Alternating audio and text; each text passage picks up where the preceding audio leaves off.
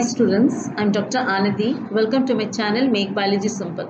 So இன்னைக்கு நம்ம day 23 crash course வந்திருக்கோம். So இன்னைக்கு நம்ம என்ன பார்க்க போறோம்னா அந்த portion பாத்தீங்கன்னா human health and disease தான் பார்க்க போறோம். So human health and disease ஓட details அது என்னெல்லாம் நம்ம ஹெல்த்தியா மெயின்டைன் பண்ணணும், என்னெல்லாம் disease அதனால வருது ஹியூமனுக்கு அப்படின்ற டீடைல் தான் இந்த வீடியோல நம்ம பார்க்க போறோம். So இந்த வீடியோ உங்களுக்கு பிடிச்சிருந்தா உங்க ஃப்ரெண்ட்ஸ்க்கு ஷேர் பண்ணுங்க. எனி உங்களுக்கு டவுட்ஸ் queries இருந்தா கமெண்ட் பாக்ஸ்ல போடுங்க. And finally subscribe to my channel Make Biology Simple. So human health and disease பார்க்கிறதுக்கு முன்னாடி இது எப்படி உருவாச்சுன்னு பார்க்கலாம். it is nothing but நம்மளோட ஹிப்போக்ராட்டஸ் அவர் தான் வந்து ஃபர்ஸ்ட் இந்த ஹியூமன் அதாவது ஒரு மனுஷனுக்கு ஒரு டிசீஸ் வருது எதனாலன்றதை கண்டுபிடிச்சாரு. this is what Greek Hippocrates வந்து கண்டுபிடிச்சாரு. இந்தியன் ஆயுர்வேத சிஸ்டம் ஆஃப் மெடிசன்லயும் அசெப்ட் பண்ணது. இது எப்படியெல்லாம் நமக்கு வருதுன்றத பார்த்தோம்னா ஜெனட்டிக் டிசார்டர்ஸ், அதாவது ஒருத்தருடைய ஜீன் லெவல்ல ஏதாவது டெஃபிஷியன்சி இருந்தா அதனால வரக்கூடியது ஒரு டிசீஸ், அதாவது சைல்ட் பார்ன் டிசீஸ் சொல்லுவாங்க. இல்லை even normal things also, human beings also will have this type of disease that is inherits from parents from the birth. அதாவது childhood disorderனா parents இருந்து childrenக்கு பாஸ் ஆகுது. அடுத்தது ஜெனரல் இன்ஃபெக்ஷன்ஸ், எனி இன்ஃபெக்ஷன்ஸா இருக்கலாம், அது வந்து பாராசைட்ஸா இருக்கலாம், மைக்ரோப்ஸா இருக்கலாம், இந்த மாதிரி அஃபெக்ட் ஆகக்கூடியதெல்லாம் இன்ஃபெக்ஷன் சொல்லுவாங்க. அப்புறம் லைஃப் ஸ்டைல் டிசீஸ்ன்னு சொல்லுவாங்க. இப்போ நம்ம செடென்ட்ரியா இருப்போம் இல்லையா, எந்த வேலையும் செய்யாம ஒரே இடத்துல இருந்தோம்னா அந்த மாதிரி லேக் ஆஃப் எக்ஸசைஸ், அப்புறம் நம்ம சாப்பிடுற சாப்பாடு தண்ணி இதெல்லாம் கேர்ஃபுல்லா எடுத்துக்கிட்டா அந்த மாதிரி டைம்லயும் பாத்தீங்கன்னா உங்களுக்கு வந்து டிசீஸ் வரக்கூடிய சான்சஸ் இருக்கு. இதெல்லாமே பாத்தீங்கன்னா ஒரு ஃபங்க்ஷன், நம்மளுடைய பாடியில ஏதோ ஒரு பொசிஷன் வந்து அஃபெக்ட் ஆகுது. அப்படி அஃபெக்ட் ஆகி நம்ம வரக்கூடிய டிசீஸ் தான் ஹியூமன் ஹெல்த் டிசீஸ்ன்னு. ஹெல்த்னா நம்ம எப்படி நம்மளை வச்சுக்கணும், நம்ம பாடியை நம்ம ஹெல்த்தியா எப்படி வச்சுக்கணும், நம்ம எதெல்லாம் டிசீஸ் ஃபேஸ் பண்றோம் அப்படின்றது தான் நம்மளோட இன்னைக்கு டாபிக் உடைய ஃபுல் டீடைல்ஸ் பார்க்க போறோம். இப்போ நம்ம ஃபர்ஸ்ட் காமன் டிசீஸ், ஒரு ஹியூமன் என்னெல்லாம் டிசீஸ் ஃபேஸ் பண்றாங்கன்னு பார்க்கலாம். இது எதனால வருதுன்றது நம்ம ஏற்கனவே பார்த்தோம். லிவிங் ஸ்டைல்னாலேயோ இல்லை நம்மளுடைய இன்ஃபெக்ட் பண்ணக்கூடிய ஆர்கன்ஸ்னாலேயோ இல்லை நம்மளுடைய ஜீன் நம்ம பாடியில் இருக்கக்கூடிய டிஎன்ஏ அஃபெக்ட் ஆச்சுனாலும் அது மேனிப்புலேட் ஆகி மியூட்டேட் ஆனாலும் நமக்கு டிசீஸ் வரக்கூடிய சான்சஸ் இருக்கு. இங்க பார்த்தீங்கன்னா ஒரு ஆர்கானிசம், அதாவது ஃபங்கே இருக்கலாம், வைரஸா இருக்கலாம், பாக்டீரியா இருக்கலாம், protozoan, helminth, any type of organism நம்மளை அஃபெக்ட் பண்ணா அந்த disease are caused by the pathogens. Pathogens-னா அதுக்குரிய புரோட்டீனோ இல்ல அதோடைய பார்ட்டிகல்ஸ் நம்ம சிஸ்டத்துக்குள்ள போகும்போது நமக்கு அது நியூவா இருக்கும். அதனால நம்ம சிஸ்டம் என்ன பண்ணும், ஃபைட் பண்ணதுக்கு அப்புறம் நமக்கு டிசீஸ் வரதை வந்து தடுக்கும். இது நேச்சுரல் இம்யூனிட்டின்னு சொல்லுவாங்க. அதுதான் இப்ப நம்ம டீட்டெயிலா பார்க்க போறோம். இது வந்து ஒவ்வொரு விதத்துக்கு ஏத்தாப்புல அது மாறும். நம்மளுடைய ஆர்கானிசம் சிஸ்டத்துக்குள்ள போகுதுன்னா எப்படியெல்லாம் என்டர் ஆகும், த்ரூ நம்மளுடைய சாப்பாடு வழியா, நம்ம சாப்பிடுற சாப்பாடு, குடிக்கிற தண்ணி, அண்ட் தென் ஈவன் த காத்து, இதெல்லாம் கூட நமக்கு மெயினா வந்து ஸ்ப்ரெட் ஆகக்கூடிய பாசிபிலிட்டிஸ் இருக்கு. இப்போ pathogens that enter the cut, அது வழியா வந்து நம்ம சர்வை பண்ணி இதெல்லாம் வந்து டைஜஸ்டிவ் நம்மளுடைய சிஸ்டத்துல எப்படி அதை அடாப்ட் பண்ணி நமக்கு டிசீஸ் ப்ரொடியூஸ் பண்றதை குறித்த இன்ஃபர்மேஷன் தான்.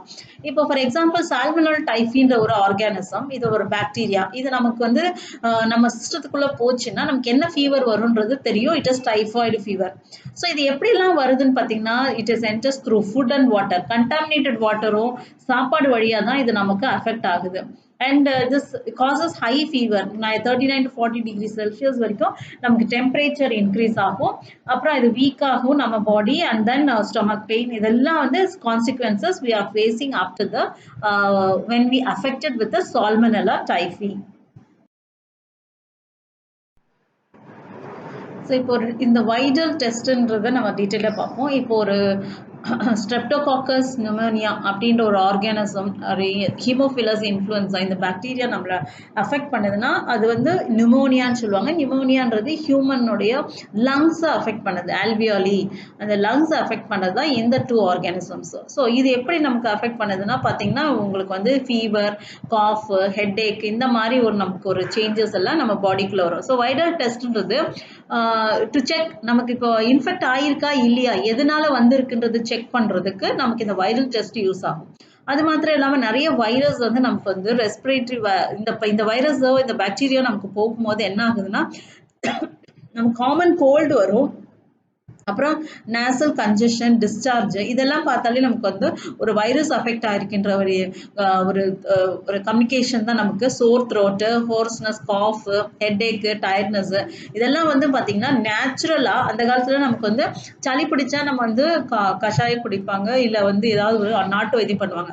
பட் ஜென்ரலா பார்க்கும்போது ஒரு நார்மலா ஒரு ஹெல்த்தி ஹியூமன் பர்சன் வந்துன்னா 3 to 7 டேஸ் அது இருந்து தானாவே அது மறைஞ்சிரும். ஏன்னா நமக்குள்ள இருக்கிற இம்யூனிட்டி பவர் வந்து அதை ஸ்டாப் பண்ணிடும். அதாவது இன்ஃபெக்ட் பண்ணாம கில் பண்ணக்கூடிய கெப்பாசிட்டி இருக்கு. ஆனா சிலதெல்லாம் ரொம்ப டேஞ்சர். அதனாலதான் நம்ம மெடிகேஷன் எடுத்துக்கிறோம். ஸோ இதெல்லாம் common disease by the bacteria and virus. அது மாத்திரம் இல்லாம புரோட்டோசோவான்ஸ், அதாவது புரோட்டோசோவான்ஸ் வந்து ஒரு வெக்டர் வழியா டிரான்ஸ்ஃபர் ஆகும். இப்போ வெக்டர்ன்றது என்னன்னா, இப்போ ஒரு கொசு வந்து பாத்தீங்கன்னா it carries the protozoans and if it bites in a human being, அப்போ அதோடைய பாரசைட்ஸ் வந்து நமக்குள்ள எஃபெக்ட் பண்ணும்போது நமக்கு மலேரியா ஃபீவர் வருது. மலேரியா ஃபீவர் வந்து கொசுனால மாத்திரம் இல்ல, கொசு வந்து கேரி பண்ணுது. எதை கேரி பண்ணுதுன்னா இந்த பிளாஸ்மோடியம் விவாக்ஸ், இந்த புரோட்டோசோவனை கேரி பண்ணிடுது.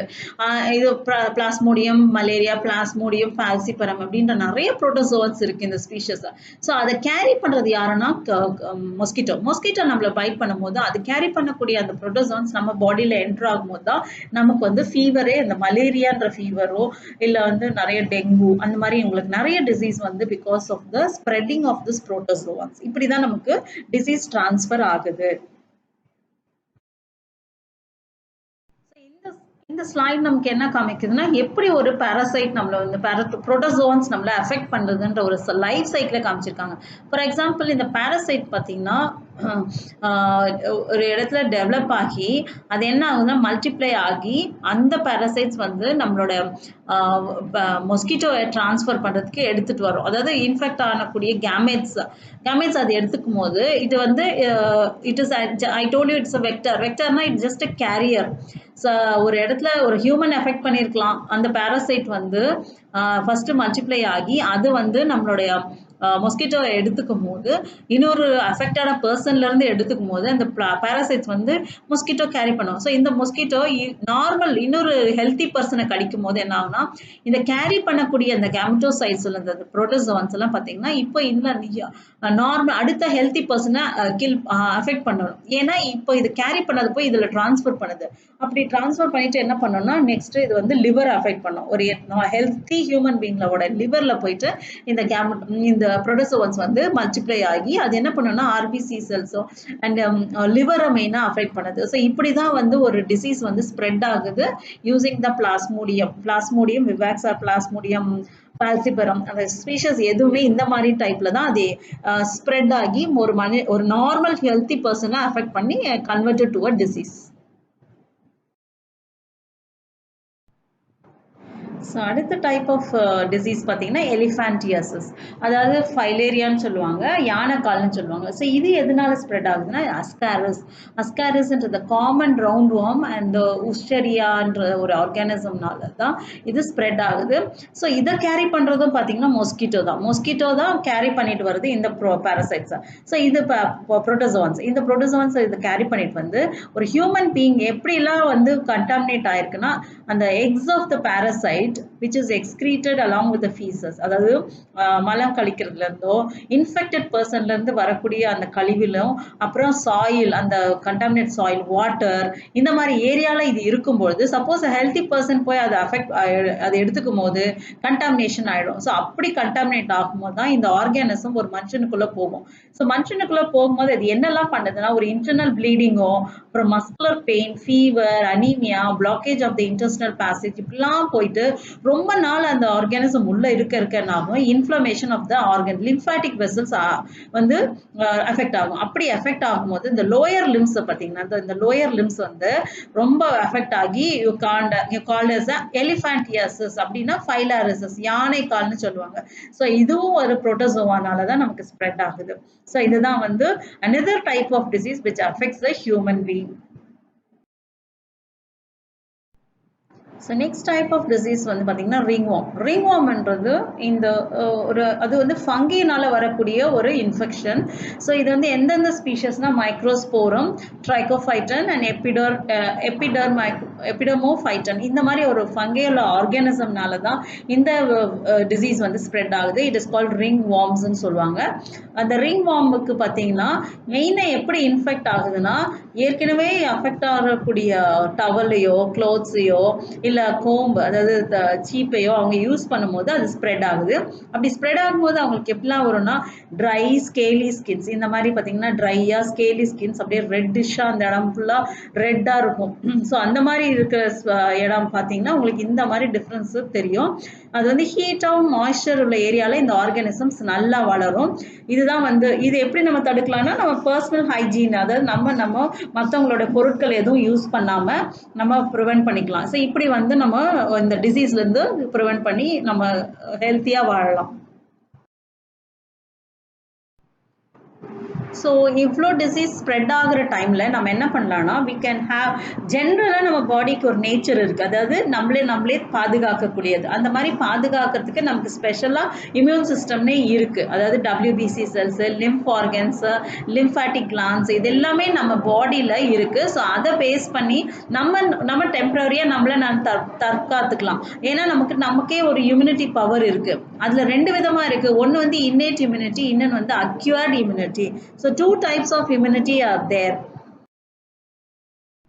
இன்னேட் இம்யூனிட்டி அப்படின்னா நமக்கு நேச்சுரலாக நம்ம டிஃபென்ஸ் பண்ணுது. நேச்சுரலானா நம்ம பாடியிலே சில ஆர்கன்ஸ் அந்த மாதிரி அமைப்பெல்லாம் கடவுள் படைச்சிருக்காரு. ஸோ அதெல்லாம் என்ன பண்ணோம் நேச்சுரல் நம்மளை வந்து என்ன ஒரு ஃபாரின் பார்ட்டிகல்ஸ் வந்தாலும் அது வந்து நம்ம பாடியிலேருந்து வெளியேற்றிடும். ஸோ அந்த மாதிரி இருக்கிறத இன்னேட் இம்யூனிட்டின்னு சொல்லுவாங்க. என்ன பார்ப்போமா ஃபஸ்ட்டு வந்து ஃபிசிக்கல் பேரியர்ஸ். நம்மளோட ஸ்கின்னே ஒரு பெஸ்ட்டு எக்ஸாம்பிள் தான். ஏன்னா அது வந்து it prevents the entry of micro organism.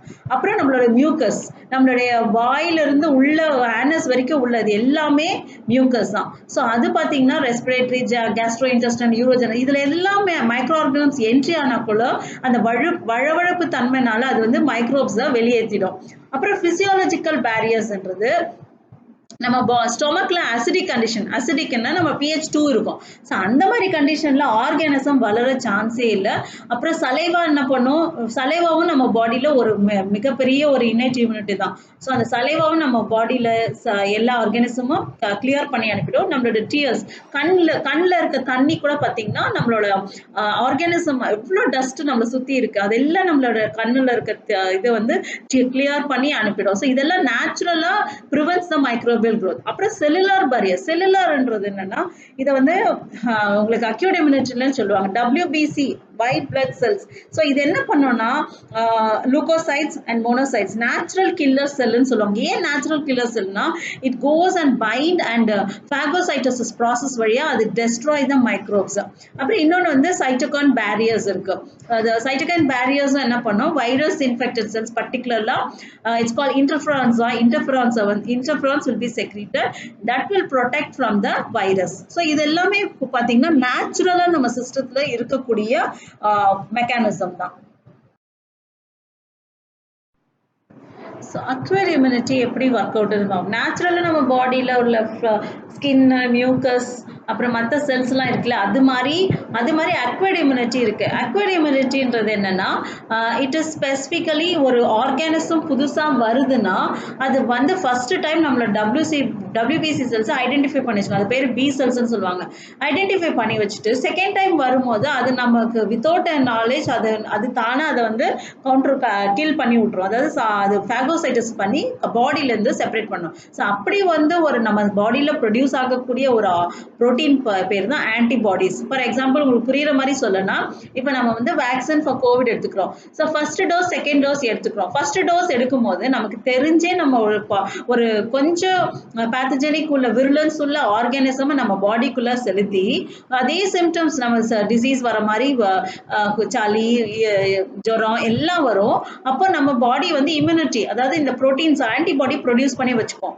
அப்போ செகண்ட் டோஸ் போடும்போது செகண்ட் டோஸ் அந்த வேக்சின் போடும்போது ஈஸியா இந்த ஆன்டிபாடிஸ் ரெகக்னைஸ் பண்ணி மெமரி செல்ஸா வச்சுக்கும். மெமரி செல்ஸ்னா எவர் லாங் இப்போ அடுத்த வாட்டி அது நமக்கு அந்த வைரஸ் அஃபெக்ட் ஆனாலும் நமக்கு எந்த பாதிப்பும் வராதபடிக்கு நம்மளோட பாடி ப்ரொடெக்ட் பண்ணக்கூடிய கெப்பாசிட்டி உள்ளதுதான் இந்த B cells and T cells. So இது எல்லாமே வந்து ஆன்டிபாடிஸ் ப்ரொடியூஸ் பண்ணும். அதுதான் அக்யூர்ட் இம்யூனிட்டின்னு சொல்லுவாங்க. அக்யூட் இம்யூனிட்டியில நமக்கு என்ன இதெல்லாம் வருதுன்னு பார்த்தீங்கன்னா, we have so many antibodies. அதாவது ஈஸியா ஞாபகம் வச்சுக்கணும்னா கேம்டு GAMEDன்னு சொல்லுவாங்க. அதாவது இம்யூனோகுளோபுலின். ஆன்டிபாடிஸ் தான் immunoglobulin. IgA, IgM, IgE, IgG and IgDன்னு இருக்கு. ஸோ இதை ஃபுல்லா என்னன்னு சொல்லணும்னா கேம்டு GAMED.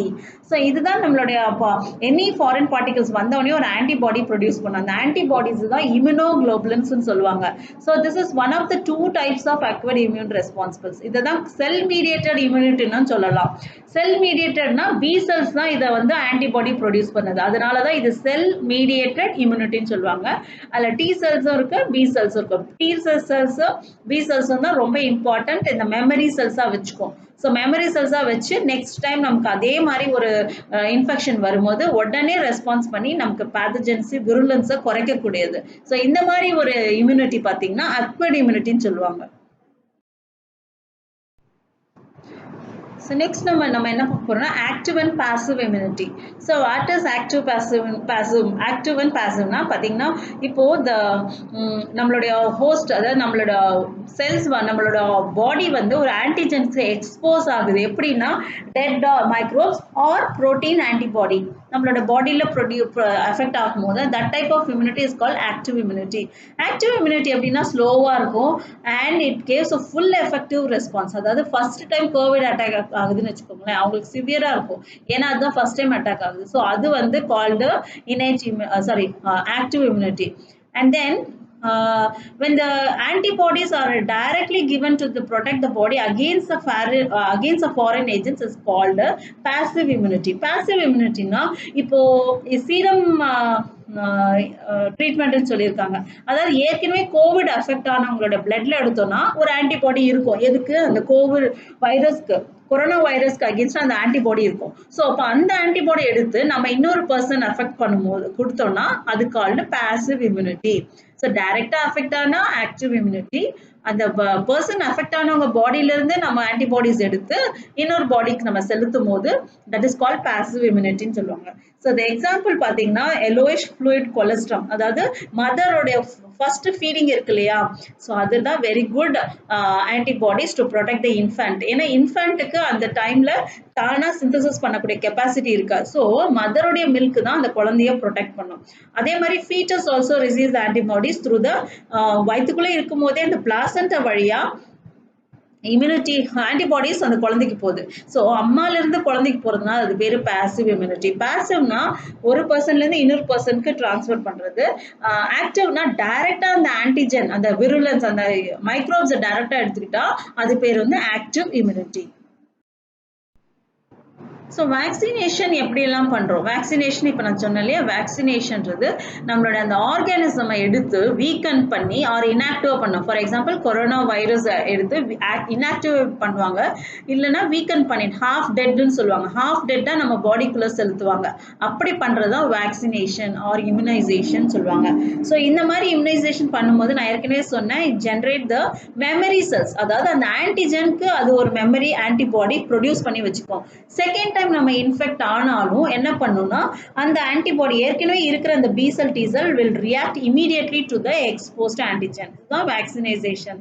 அப்புறம் உங்களுக்கு அது மாத்திரம் இல்லாம குயிக் ரெஸ்பான்ஸ் வருதுக்கு we have snake bites-லாம் அஃபெக்ட் ஆச்சுன்னா we'll go ஆன்டிடோட்னு சொல்லுவாங்க. ஆன்டிடோட்னா அதுக்கு அகேன்ஸ்டா உள்ள ஒரு காம்பவுண்டை கொடுத்து அதை சேவ் பண்ணுவாங்க. So those type are called passive immunization.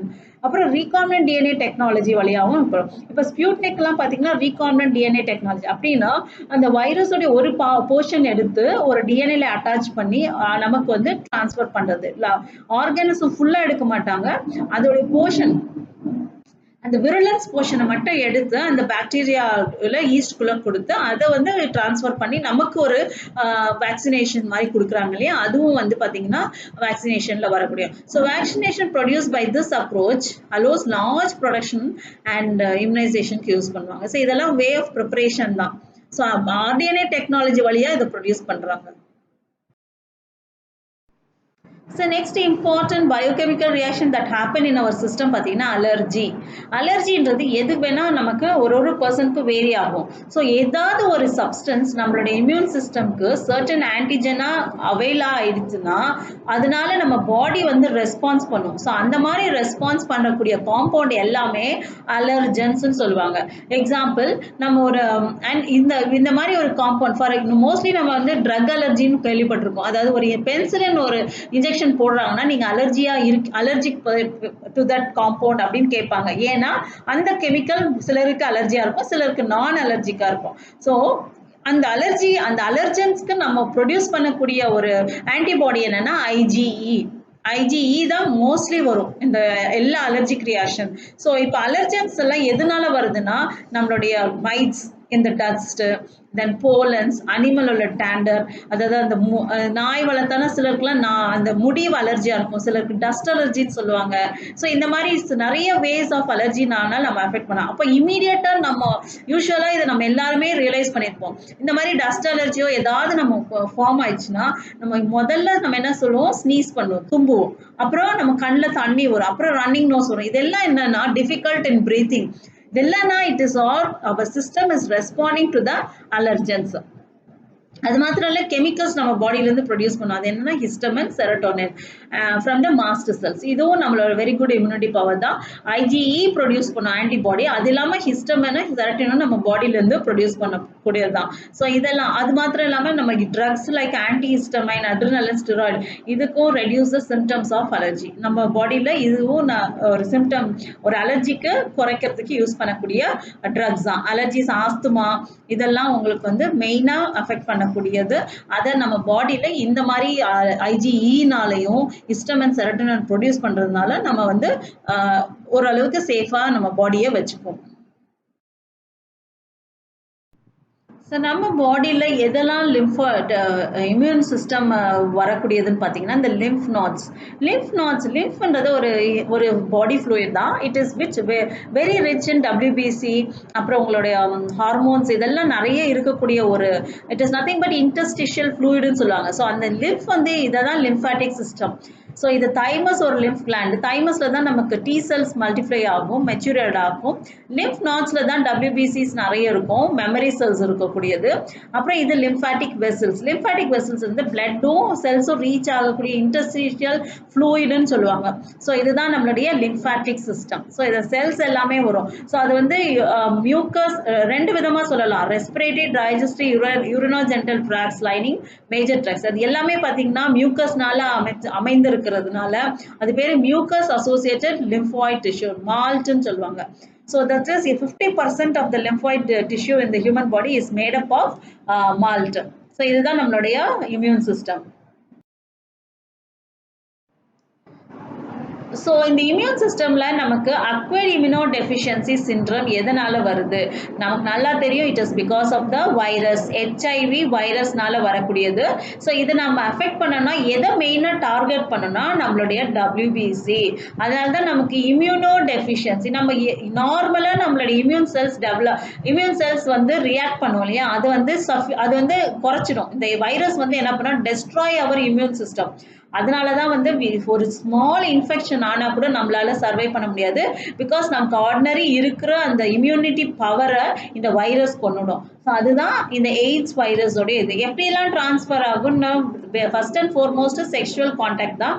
அப்புறம் கண்டாமினேட்டட், அதாவது ஒரு பர்சன்ல எய்ட்ஸ் வைரஸ் இருக்கக்கூடிய பர்சனுடைய பிளட் எடுத்து இன்னொரு பர்சன் கொடுத்தா அஃபெக்ட் ஆகும். அண்ட் இன்ஃபெக்டட் நீடல்ஸ், அந்த பர்சனுக்கு கொடுத்தன ஊசினால இன்ஃபெக்ட் ஆகும்.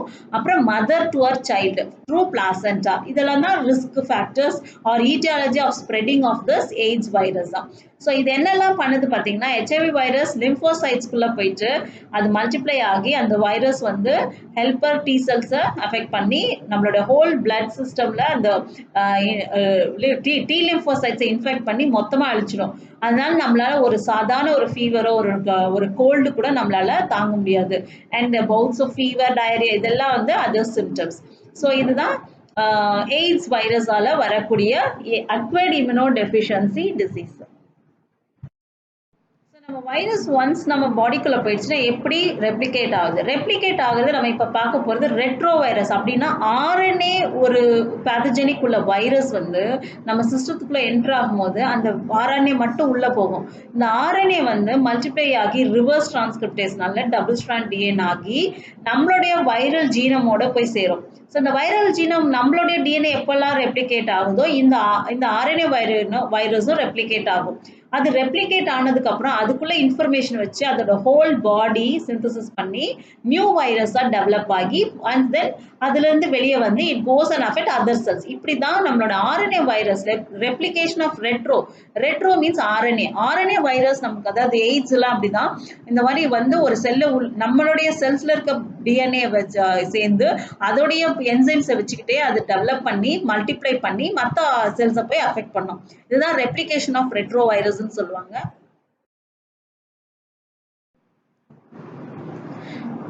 So next type of disease பார்த்தீங்கன்னா கேன்சர். ஸோ கேன்சர் வந்து யூஸ்வலாக நம்ம சிஸ்டத்துக்குள்ளேயே ஒரு பர்டிகுலர் ப்ரோட்டீன்ஸ் வந்து ஆஃப்ல இருக்கும். ஸோ ஒரு ஸ்டேஜில் பார்த்தீங்கன்னா அது ஏதாவது ஒரு ட்ரிகர் பண்ணுற மாதிரி ஒரு காம்பவுண்டோ இல்லை ஏதாவது ஒரு ப்ரோட்டீன் வந்து ஆக்டிவ் ஆயிடுச்சுன்னா அது இன்ஆக்டிவா ஆகாம கண்டினியூஸா வந்து செல்ஸ் ரெப்ளிகேட் ஆகிட்டே இருக்கும் போது தான் ஒரு டியூமர் ஃபார்ம் ஆகும்.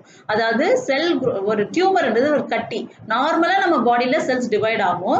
ஆனா இந்த கேன்சர் டைப்ல என்ன ஆகும்னா அந்த புரோட்டீன் வந்து ஆஃப் ஆகி ஆன் ஆகும். அதாவது ஒரு ஸ்டேஜ்ல ஆன் ஆகும், அப்புறம் ஆஃப் ஆயிடும். ஆனா இப்படி இல்லாம கண்டினியூஸா ஆன்லயே இருக்கும் போது அந்த புரோட்டீன்ஸ் எல்லாம் மல்டிப்ளை ஆக அந்த செல் டிவிஷனை வந்து கண்ட்ரோல் பண்ண முடியாது. அப்போ அந்த மாதிரி செல் டிவிஷன் கண்ட்ரோல் பண்ணதுனால தான் உங்களுக்கு ஒரு டியூமர் ஃபார்ம் ஆகும். அந்த டியூமர் வந்து ரெண்டு விதமா இருக்கும், benign tumour, malignant tumour. Benign டியூமர்ன்றது ஒரே இடத்துல இருக்கும், it is not spread.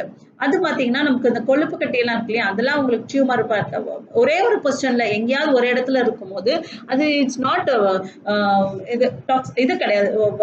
But ஆனா உங்களுக்கு மேலிக்னன்ட் டியூமர்ஸ் வந்து டேஞ்சர். ஏன்னா அது வந்து ஸ்ப்ரெட் ஆகி என்ன ஆகும்னா நமக்கு எல்லா செல்ஸையுமே அதை அஃபெக்ட் பண்ணி ஃபைனலா அது வந்து it's very fatal to the லைஃபுக்கே அது ஃபேட்டல் ஆயிடும். ஸோ அந்த மாதிரி தான் நம்மளுடைய கேன்சர் வந்து ஃபார்ம் ஆகுது. ஸோ இந்த கேன்சர் ப்ராப்பர்ட்டிஸ் வந்து நான் சொன்னாலே ஏதாவது ஒரு விதத்தில் அது நம்மளை ட்ரிகர் பண்ணி விட்டுரும் செல்ஸை. எதை ஃபிசிக்கல் மெத்தடில் பண்ணலாம், இல்லை கெமிக்கல் மெத்தடில் பண்ணலாம், இல்லை பயாலஜிக்கல் ஏஜென்ட் பண்ணலாம். அப்படி ஒரு ஏஜென்ட்ஸ் வந்து நம்மளுடைய செல்ஸை, நார்மல் செல்ஸை ட்ரிகர் பண்ணுதுன்னா அது பேர் வந்து carcinogens or ionising radiation. X rays, gamma rays எல்லாம் அயனைசிங் ரேடியேஷன், யூவி டேமேஜ், இது எல்லாமே மொத்தமாக எங்கன்னா டிஎன்ஏ போய் தாக்க போகுது. டிஎன்ஏவை தான் அஃபெக்ட் பண்ணும். டிஎன்ஏ அஃபெக்ட் பண்ணாதான் நமக்கு வந்து மல்டிப்ளிகேஷன் keeps on increase ஆகும் without control இல்லைன்னா தான் கேன்சர். அப்புறம் இந்த கெமிக்கல் கார்சினோஜன் டொபேக்கோல இருக்கு இல்லையா, அதுவும் வந்து காசஸ் லங் கேன்சர். அப்புறம் நிறைய ஆன்கோஜெனிக் வைரஸஸ் எல்லாம் இருக்கு, அது வந்து வைரல் ஆன்கோஜனே சொல்லுவாங்க.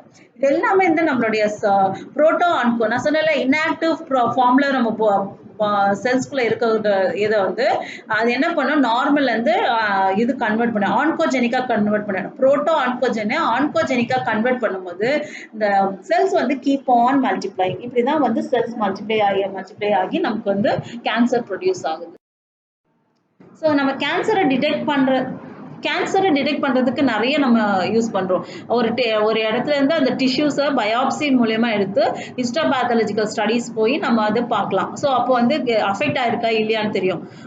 And then you can use the CT scan, computer tomography scan பண்ணி எம்ஆர்ஐ பார்த்து அதோடைய பொசிஷன், அதோடைய சிவியாரிட்டி எல்லாம் நம்ம இந்த விதத்தில் நம்ம கண்டுபிடிக்கலாம். ஸோ இதெல்லாம் மாலிகுலர் டெக்னிக்ஸும் இருக்குது. ஸோ அதெல்லாம் நம்ம யூஸ் பண்ணியும் நம்ம வந்து கேன்சரை டிடெக்ட் பண்ணி நம்ம வந்து அதுக்கேற்ற ட்ரீட்மெண்ட் கொடுக்கலாம். ஸோ இப்படி தான் கேன்சர் வந்து ஸ்ப்ரெட் ஆகி நம்ம டிடெக்ட் பண்ணுறது. ஸோ கேன்சர் நம்ம எப்படி ட்ரீட் பண்ணுறோன்னு பார்த்தீங்கன்னா ட்ரக்ஸ். இந்த ட்ரக்ஸ் எல்லாம் எப்படின்னா மோஸ்ட்லி பிளான்ட் ஓரியன்டாக இருக்கும், இல்லைனா வந்து கெமிக்கல் ட்ரக்ஸாகவும் இருக்கும். ஸோ அந்த மாதிரி டைப்பில் பார்த்தீங்கன்னா பிளான்ட் இந்த ஓபியாட்ஸ் இந்த மாதிரி இந்த பிளான்ட்லேருந்து ஐசோலேட் பண்ண ஒரு காம்பவுண்ட் தான் ஓபியாய்டுன்னு சொல்லுவாங்க. ஸோ இந்த மாதிரி நம்ம வந்து ஸ்ப்ரெட் பண்ணுறது ட்ரீட் பண்ணுறதுக்கு யூஸ் பண்ணிக்கிறாங்க. And then cannabinoids from the coca alkaloids இதெல்லாம் வந்து பிளான்ட் ஓரியன்ட் இதுலேருந்து செலக்ட் பண்ணி நம்ம யூஸ் பண்ணலாம். And then even many common ட்ரக்ஸும் இருக்குது. ஸோ அதுவும் வந்து எடுத்து ட்ரக்ஸாக நமக்கு கொடுக்குறாங்க. மார்ஃபைன் ஃபார் எக்ஸாம்பிள், மார்ஃபைன் இதுதான் ஸ்ட்ரக்சர். ஸோ இந்த மாதிரி தான் நமக்கு ஒரு ட்ரக்ஸ் மூலியமாகவும் கேன்சர் ட்ரீட் பண்ணுறாங்க. So nowadays so many advance டெக்னிக்ஸ்லாம் வந்துடுச்சு ட்ரீட்மெண்ட்க்கு. ஸோ இது எல்லாமே நம்ம வந்து எஃபெக்ட் பண்ணாமல் இருக்கணும்னா நம்ம ஒரு ஹெல்த்தி லைஃப் வாழணும். ஹெல்த்தி லைஃப் வாழறதுக்கு each and every point of view நம்ம வந்து ஒரு செல்ஃப் டிசிப்ளினாக வாழணும். நிறைய நம்ம வந்து ஜங்க் ஃபுட்ஸ் சாப்பிடக்கூடாது, ஆல்கோஹால் எடுத்துக்க கூடாது, செடென்ட்ரியா ஒர்க் பண்ணக்கூடாது, நல்லா வாக்கிங் எக்ஸசைஸ் பண்ணி நல்ல சாப்பாடு, மோஸ்ட்லி கிரீன் வெஜிடபிள்ஸாக சாப்பிடும்போது நம்ம இந்த மாதிரி டிசீஸ் எல்லாம் வர்றதை தடுக்கலாம். So it is all in our hand. நம்ம ஹெல்த்தியாக நல்லா ஹைஜீனிக்காக இருந்தோம்னா நமக்கு எந்த டிசீஸும் வராமல் பார்த்துக்கலாம் டு த 50%. பட் இந்த பொல்யூட்டட் வேர்ல்டில் 50% நம்ம வந்து அஃபெக்ட் ஆகிட்டு தான் இருக்கும். அதை நம்ம ஒன்றுமே பண்ண முடியாது. So that's all in today's video. So health and disease இதுதான். ஹெல்த் உங்களுக்கு எப்படி ஹியூமன் நார்மலாக நம்ம ஹெல்த் ஹைஜீனியாக இருக்கணும், என்னெல்லாம் நம்ம டிசீஸ் அஃபெக்ட் ஆகுதுன்றதை பார்த்தோம். ஐ ஹோப் உங்களுக்கு இந்த வீடியோ யூஸ்ஃபுல்லாக இருக்கும்னு நினைக்கிறேன். So kindly watch and spread and also share for your needy students. That's all in today's video. Thank you, students.